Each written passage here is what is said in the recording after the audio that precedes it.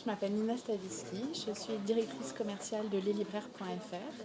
C'est ce qu'on appelle une société de services en ingénierie informatique, donc en gros une entreprise d'informatique qui fait des solutions pour les libraires de vente en ligne, de gestion de stock et de CRM. Ce que j'aime beaucoup, c'est repartir très loin en arrière, me souvenir que le libraire à l'origine, il est libraire-éditeur. Il est même libraire-éditeur-imprimeur. Ça veut dire que pour trouver un livre, il faut aller dans un seul magasin et on ne peut pas le trouver ailleurs. Et au fur et à mesure des années, on a construit une chaîne du livre qui permet à n'importe quel client, n'importe où, d'acheter un livre sans avoir besoin de se déplacer forcément jusqu'à telle ou telle ville, mais simplement en allant chez son libraire de quartier. Et aujourd'hui, le métier de libraire, il se transforme non seulement du fait de la puissance de cette chaîne du livre qui lui permet de fournir n'importe quel livre de plus en plus rapidement, et ça lui permet de se concentrer sur d'autres missions. Ces autres missions, elles peuvent être définies comme ce qu'on appelle le troisième lieu, c'est-à-dire la librairie comme l'endroit de loisir. Le premier lieu, c'est la maison, le deuxième lieu, c'est le travail, le troisième lieu, c'est là où on va pour être un peu plus heureux.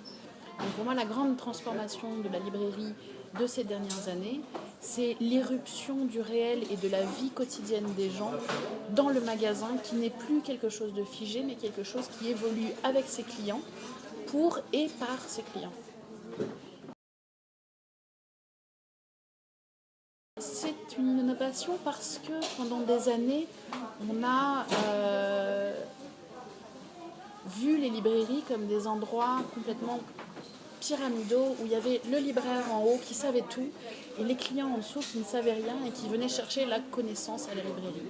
Et on est passé à l'inverse, c'est-à-dire qu'on sait maintenant et on arrive à accepter que le libraire apprend autant de ses clients que ses clients apprennent de lui et que donc la librairie s'est redevenue un lieu de partage au lieu d'être un lieu où on apprend des choses uniquement.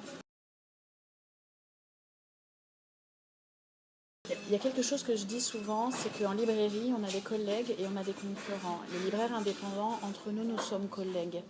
Ça veut dire qu'entre nous, nous avons tout intérêt et nous travaillons ensemble. Aujourd'hui, une librairie seule dans son coin ne peut absolument pas combattre une multinationale avec des centaines de magasins. C'est à la fois une volonté, c'est à la fois une nécessité, c'est surtout un projet de société. La librairie où je dépense le plus d'argent, c'est les Traversées à Paris. La deuxième librairie où je dépense le plus d'argent, c'est les Oiseaux Rares, qui est à Paris aussi dans le 13e. Ce sont deux librairies très différentes. Il y en a une qui est plutôt grande, avec plusieurs libraires, avec un très grand assortiment. La deuxième, elle est toute petite. Il y a une seule libraire, elle est en triangle, elle fait une quarantaine de mètres carrés. Dans les deux, je trouve quelque chose de très différent et en même temps quelque chose d'essentiel pour moi qui est du conseil. Pour moi, une librairie, c'est ça. C'est une librairie où un libraire a choisi les livres qu'il a mis dans son magasin. D'abord, c'est drôle parce que j'ai une langue de vipère et que ça fait rire les gens. Et en plus, ça me permet de partager à la fois des opinions et des idées fortes. Et ça me permet de mettre en avant des choses dont j'estime qu'elles devraient être plus connues. Et puis après, de manière générale, sur mes réseaux sociaux, ma foi, j'aime bien raconter des bêtises et faire rire les gens. Et du coup, c'est une très grande satisfaction personnelle de faire rire les gens.